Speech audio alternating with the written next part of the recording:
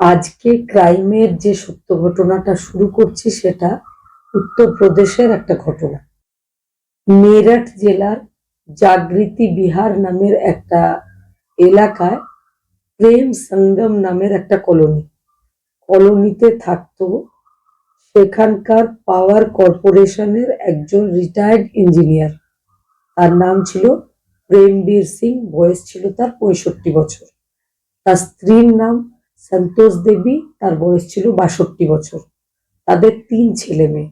সব থেকে বড় মেয়ে ইউপিতেই সে নিজের স্বামী সন্তান নিয়ে ঘর সংসার করছিল। দ্বিতীয় সে একজন ছেলে, তার নাম গৌরব সিং। গৌরব সিং পড়াশোনাতে ছোটবেলা থেকেই খুব ভালো ছিল। সেই পড়াশোনা করতে অস্ট্রেলিয়া গেছিল। অস্ট্রেলিয়াতে কিছুদিন চাকরি করার পর সে ব্যাঙ্গালোরের একটা আইটি কোম্পানিতে সফটওয়্যার ইঞ্জিনিয়ার পদে কর্মরত ছিল। আর তাদের সব থেকে যে ছোট বোন বা প্রেমবীর আর সন্তোষ দেবীর যে ছোট মেয়ে, যে আজকের এই অপরাধের ঘটনার সাথে বিশেষভাবে জড়িয়ে, তার নাম প্রিয়াঙ্কা সিং। প্রিয়াঙ্কা সিং 2008 সালে, যখনকার আমি এই ঘটনাটা বলছি, সে সাউথ দিল্লির একটা ইন্টেরিয়ার ডেকোরেটরের যে ট্রেনিং হয় সেই ট্রেনিং নেওয়ার জন্য একটা ইনস্টিটিউটে পড়াশোনা করছিল আর সাউথ দিল্লির একটা পিজিতে থাকতো। কিন্তু আজকের এই ঘটনা বলার জন্য আরো কিছু বছর পিছিয়ে যাব 2005 সালে, যে সময় ওই বাড়ির ছোট মেয়ে প্রিয়াঙ্কা সিং একটা বিউটি কন্টেস্ট জিতেছিল। সে ফ্যাশন ডিজাইনিং, মডেলিং ইত্যাদিতে বিশেষভাবে ইন্টারেস্ট রাখতো। সে একটা বিউটি কন্টেস্টে নাম দিয়েছিল। তারপরে 2005 সালে সে ওই বিউটি কন্টেস্টটা জিতে মিস মেরঠ হয়েছিল। সে মিস মেরঠ হওয়ার পরে ওই ফ্যামিলিটার নাম সারা দেশে, বিশেষ করে উত্তরপ্রদেশে, ওই ফ্যামিলিটা একদম বিখ্যাত হয়ে যায় রাতারাতি। মেয়েটাকে জিজ্ঞেস করা হয়েছিল যে সে যে মিস মেরঠ হয়েছে, তো তার প্রেরণা হিসাবে সে কাকে দেখে। প্রিয়াঙ্কা সিং ইন্টারভিউতে বলেছিল তার এই সাকসেসের পেছনে রয়েছে তার মা। সে যা করে সমস্তটার প্রেরণা তার মাই তাকে যোগায়। 2008 সালের 12ই ডিসেম্বর প্রিয়াঙ্কার যে দাদা গৌরব সিং, তার বিয়ে ঠিক হয়েছিল। বিয়ের বিভিন্ন অনুষ্ঠানের জন্য শপিং, তারপরে অন্যান্য ব্যবস্থাগুলো চলছিল, যার জন্য প্রিয়াঙ্কার যে মামারা মাসিরা সবসময় প্রেম প্রয়াগের ওই যে কলোনি, সেখানে যে তাদের বাংলো, সেখানে আসা যাওয়া করছিল। যে ঘটনাটা এখন আমি বলবো, ঘটনাটা ঘটেছিল 11ই নভেম্বর 2008।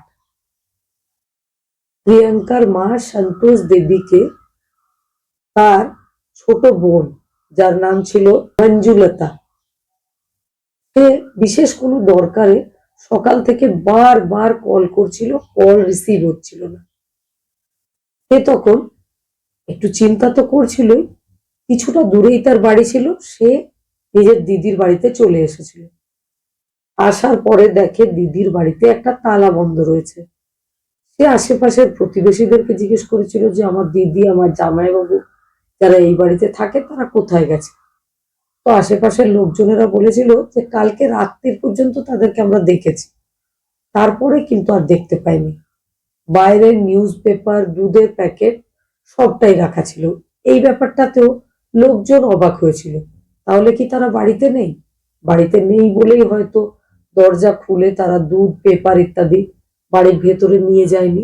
এত বেলা পর্যন্ত কিন্তু এইগুলো কোনো দিন এভাবে বাইরে পড়ে থাকে না। ইতিমধ্যেই মঞ্জুলতা দেবীর যে আরো একজন ভাই, তার নাম ছিল মণিপাল, সেও এসে পৌঁছায়। সেও এসে একই কথা জানায় প্রতিবেশীদের আর নিজের দিদি মঞ্জুলতাকে। সে বলে যে বড় দিদিকে আমি বিয়ের ব্যাপারে কিছু দরকার ছিল, সেই জন্য বারবার কল করছি, কিন্তু আমার কল কেউ রিসিভ করছে না। দিদিও করছে না, তার হাজবেন্ড প্রেমবীর সিংও করছে না। কি হয়েছে? আরো একটা বিশেষ ব্যাপার তারা লক্ষ্য করেছিল, সেটা হচ্ছে তাদের বাড়ির যে পোষ্য কুকুর, যে সাধারণত বাড়ির ভেতরেই থাকে, যদি দিদি জামাইবাবু একদিনের বেশি সময়ের জন্য কোথাও যায়, তাহলে প্রতিবেশীদের কাউকে না কাউকে ওই কুকুরের দায়িত্বটা দিয়ে যায়, অথবা সেই কুকুরটাকে অন্য একজনের বাড়িতে রেখে দিয়ে যায়, যাতে কুকুরটার তারা দেখাশোনা করতে পারে। কিন্তু সেদিন তারা সকাল থেকেই কারোর ফোন রিসিভ করছিল না, আর তাদের কুকুরটা তাদের উপরতলার ব্যালকনিতে বাঁধা ছিল। এই কুকুরটাকে সবাই কিন্তু নিচে থেকে দেখতে পাচ্ছিল। এরকম কেন হয়েছে এই ভেবে এবার ভাই আর বোন দুজনে মিলে প্রতিবেশীদেরকে বলে যে এইভাবে বাইরে দাঁড়িয়ে থাকলে হবে না, তালা ভেঙে বাড়ির ভেতরে ঢুকতে হবে। গেটের তালা ভেঙে তারা যখন ভেতরে ঢোকে, তখন তারা দেখে যে সারা বাড়িতে লাইট, ফ্যান ইত্যাদি চালানো আছে, আর ভেতরের ঘরগুলো কিন্তু আর দরজা বন্ধ করা নেই, শুধু বাইরের গেটটাতেই তালা লাগানো ছিল। তারা ভেতরে গিয়েই অবাক হয়ে যায়। তারা মেঝেতে ওই বাড়ির ভদ্রলোক 65 বছর বয়সী প্রেমবীরকে রক্তাক্ত অবস্থায় পড়ে থাকতে দেখে। একটু এগিয়ে গিয়ে বাকিরা সন্তোষ দেবীকে, মানে প্রিয়াঙ্কা সিং এর মাকে দেখেছিল, সে খাটের ওপর পড়ে রয়েছে, তবে তার দেহেও প্রাণ নেই, মুখের মধ্যে গোজা রয়েছে কাপড়। এবার চারিদিকে যখন ভালোভাবে দেখা হয়, তখন বোঝা যায় যে বাড়িতে লুটপাটের কোনো ঘটনা ঘটেছে। সব জিনিসপত্র, আলমারি, বাক্স ইত্যাদি খুলে ছড়িয়ে ছিটিয়ে পড়ে রয়েছে। ওই ভদ্রমহিলার বড় মেয়েকে, ছেলেকে খবর দেওয়া হয়। তারা খবর পাওয়া মাত্রই ঘটনাস্থলে তাদের বাড়িতে এসে পৌঁছায়। ইতিমধ্যেই পুলিশকেও খবর দেওয়া হয়েছে, পুলিশও চলে এসেছে। পুলিশ সারা বাড়িটা খুব ভালো করে তদন্ত করে দেখছে, কোথাও কোনো পায়ের ছাপ, আঙুলের ছাপ ইত্যাদি রয়েছে কিনা সেটা বোঝার চেষ্টা করছে। এদিকে যে ভদ্রলোক আর ভদ্রমহিলা মারা গেছে, তাদের ছোট মেয়ে প্রিয়াঙ্কা সিংকে খবর দেওয়ার বারবার চেষ্টা করা হলেও প্রিয়াঙ্কার ফোন রিসিভ হচ্ছিল না। এই ব্যাপারটা পুলিশকে কিন্তু ভাবাচ্ছিল। এমন কি ব্যাপার হয়েছে যে প্রিয়াঙ্কা সিংকে এতবার কল করা হলেও প্রিয়াঙ্কা সিং এর ফোনটা সকাল থেকেই সুইচ অফ করা আছে, এমনটা কেন ঘটলো?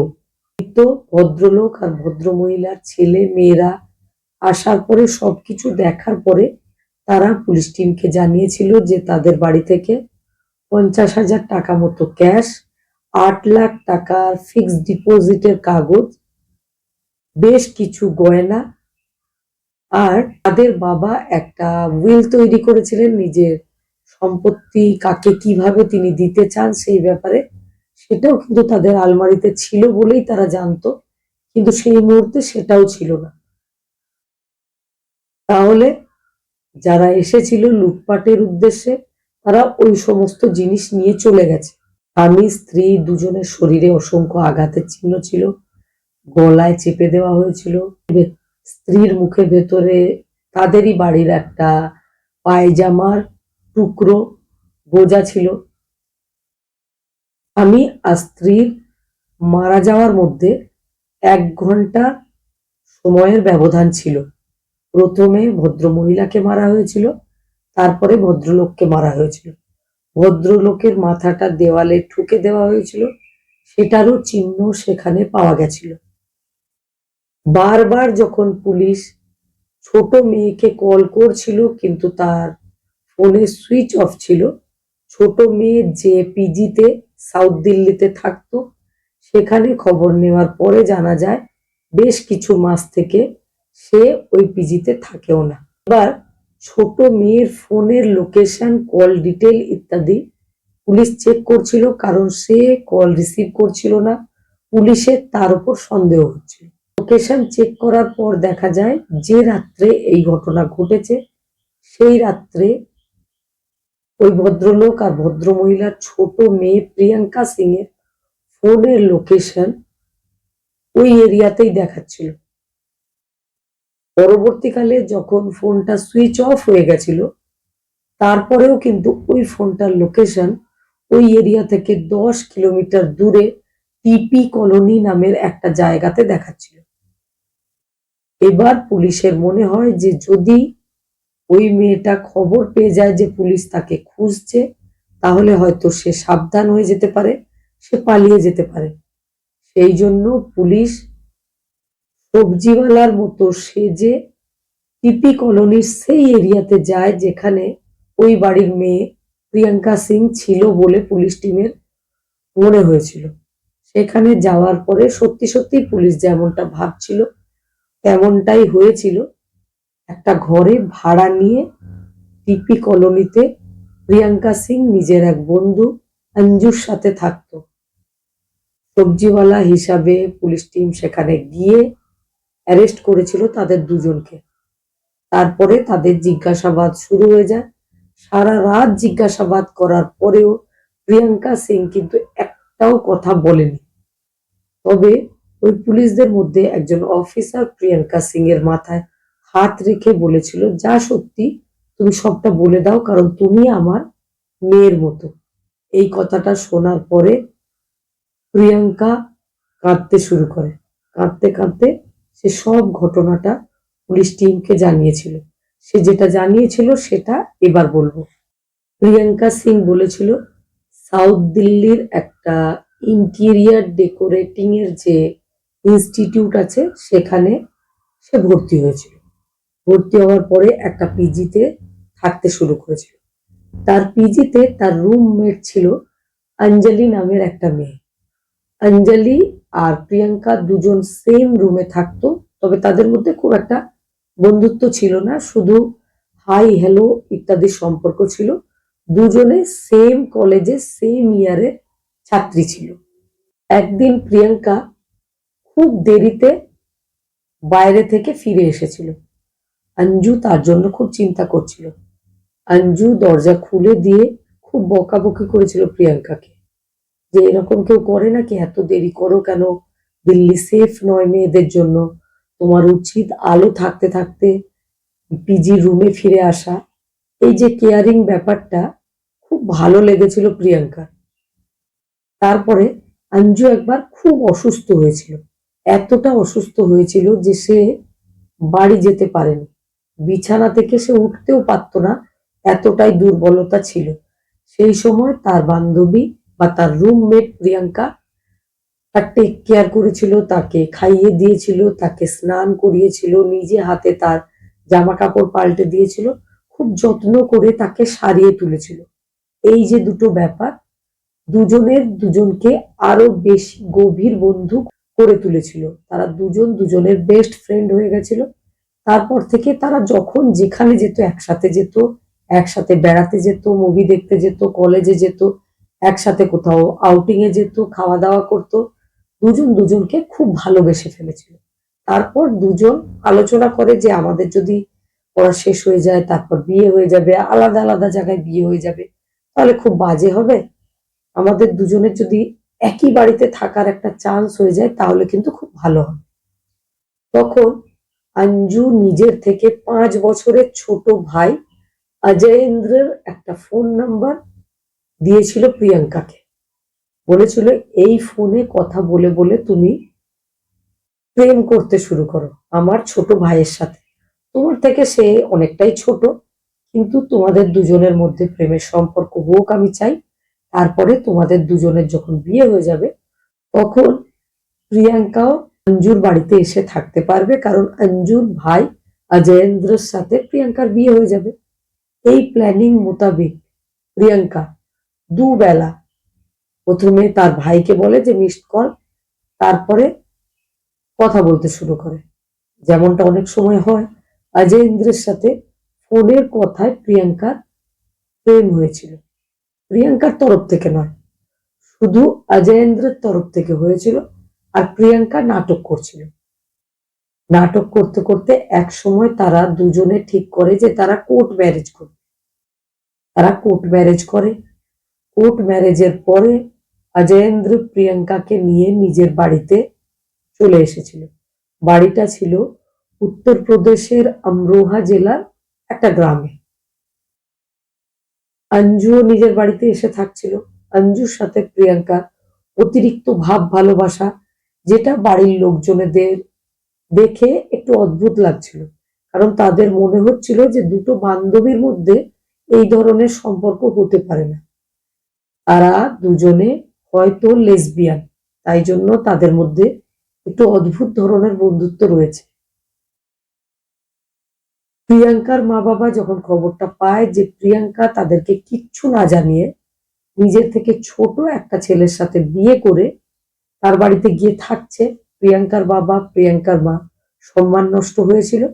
তারা মনে মনে নিজেদের ছোট মেয়েকে ত্যাগ করে ফেলেছিলেন। শুধু ত্যাগ নয়, একটা সম্পত্তির কাগজপত্র তৈরি করেছিলেন প্রিয়াঙ্কার বাবা, যাতে তিনি প্রিয়াঙ্কাকে ত্যায্য পুত্রী করেছিলেন, কোনো সম্পত্তি তিনি তাকে দেবেন না বলে ঠিক করেছিলেন। আর প্রিয়াঙ্কা যখন হোস্টেলে থাকতো, সেই জন্য প্রিয়াঙ্কাকে যে খরচের টাকা পাঠানো হতো সেটাও তাকে দেওয়া তার ফ্যামিলি থেকে বন্ধ করে দেওয়া হয়েছিল। এই সঙ্গে আরো একটা ব্যাপার বলে রাখি, যেটা প্রিয়াঙ্কা পুলিশ টিমকেও জানিয়েছিল। প্রিয়াঙ্কা ছোট থেকেই তার মনে হতো তার বাবা মা তাকে কম ভালোবাসে, বাকি দুটো সন্তানকে বেশি ভালোবাসে। দ্বিতীয় ছেলে গৌরব হওয়ার পরে তারা হয়তো আবারও আরো একটা ছেলে চেয়েছিল, যেটা হয়নি, মেয়ে হয়েছিল, প্রিয়াঙ্কা হয়েছিল। এমনকি প্রিয়াঙ্কার বাবা আর প্রিয়াঙ্কার দাদা গৌরব মাঝে মধ্যেই তারা বলেছে তাকে যে সে ওই বাড়ির সন্তান নয়, সে হচ্ছে সন্তোষ দেবীর, মানে প্রিয়াঙ্কার মায়ের অবৈধ সন্তান। সন্তোষ দেবীর নাকি যে সময় প্রিয়াঙ্কার জন্ম হয়েছে সেই সময় কোনো এক ভদ্রলোকের সাথে একটা পরকীয়া সম্পর্ক তার ছিল। হঠাৎ করে এই ব্যাপারটা তার বাড়ির লোকজনেরা জেনে ফেলেছিল, বাড়ির লোকজন বলতে তার হাজবেন্ড। তারপরে তাকে মারধর করেছিল। এই সময় খুব ভালো করে বুঝিয়ে সুঝিয়ে সন্তোষ দেবীকে ওই পরকীয়ার সম্পর্ক থেকে বের করে আনা হয়েছিল।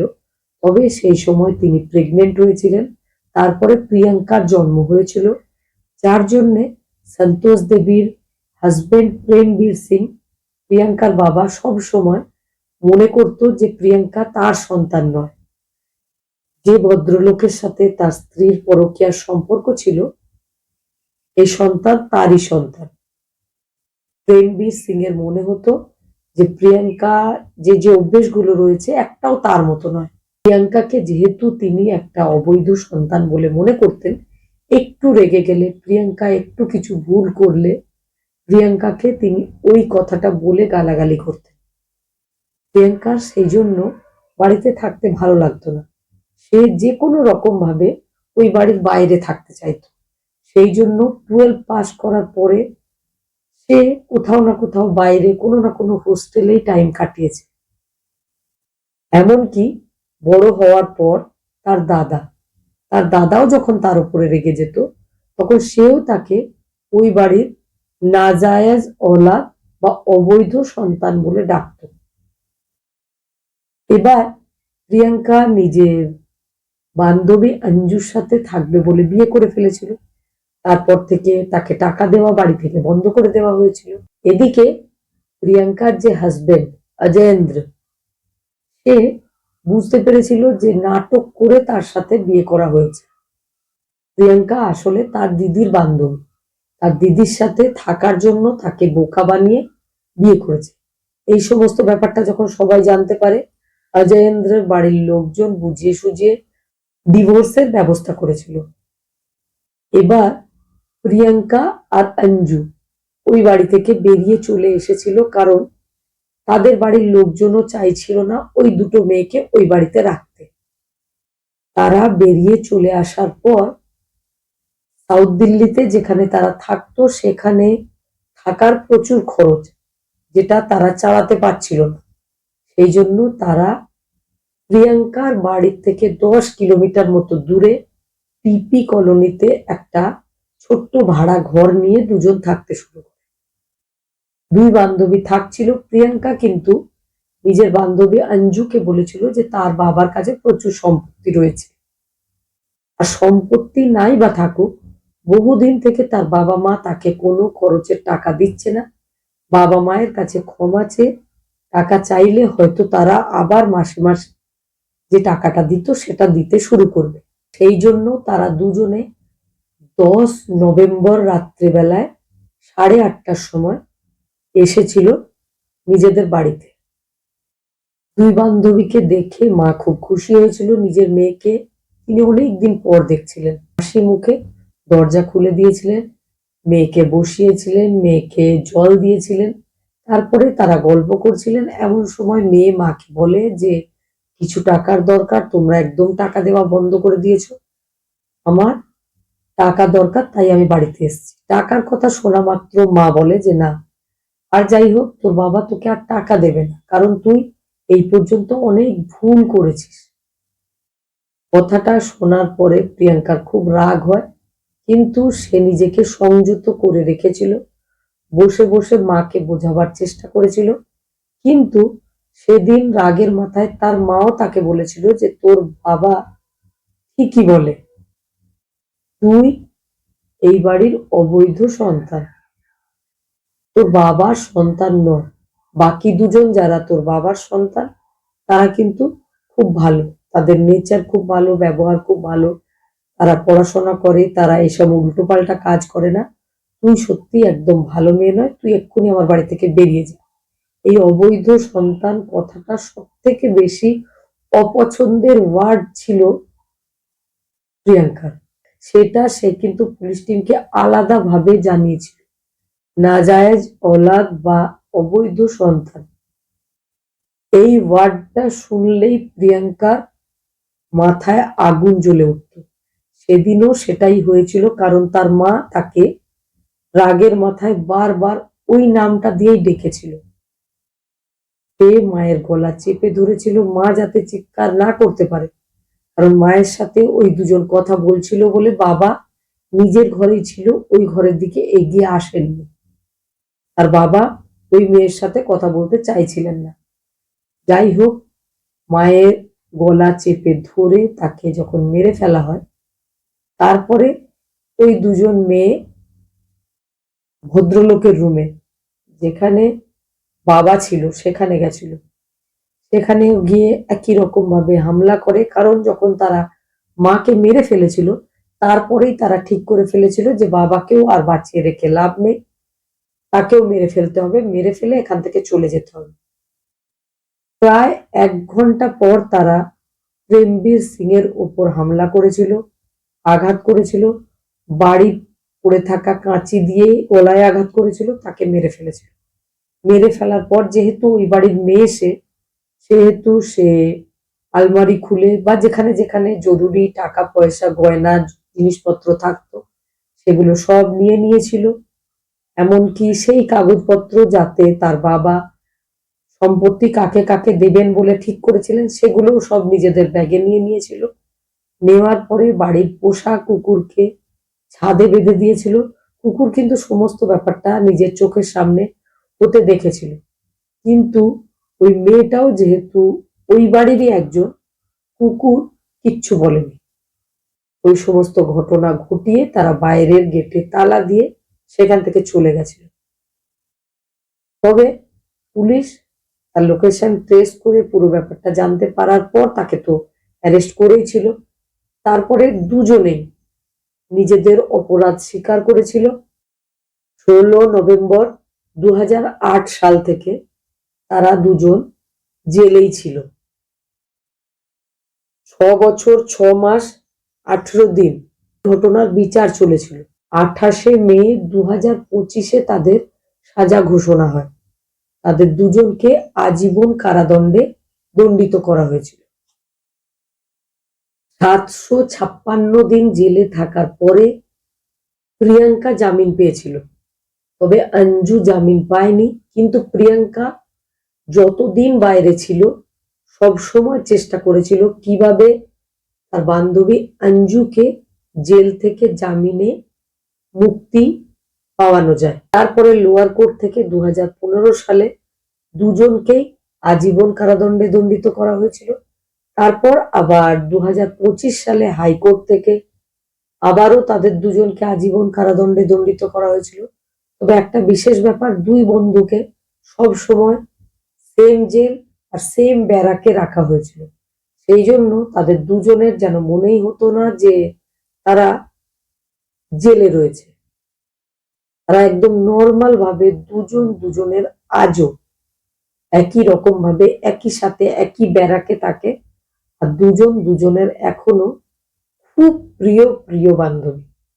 সবসময় তারা একসাথেই সময় কাটায়। আর আশেপাশের যে কয়েদিরা, তারা সবাই জানে দুজন দুজনের একদম আলাদা ধরনের বান্ধবী। দুজন দুজনের সাথে থাকলে তাদের আর অন্য কাউকে দরকার হয় না। তাই জন্য তারা জেলে থেকেও যেন খুব স্বাধীনভাবে একদম মনের মতো করে সময় কাটাচ্ছে।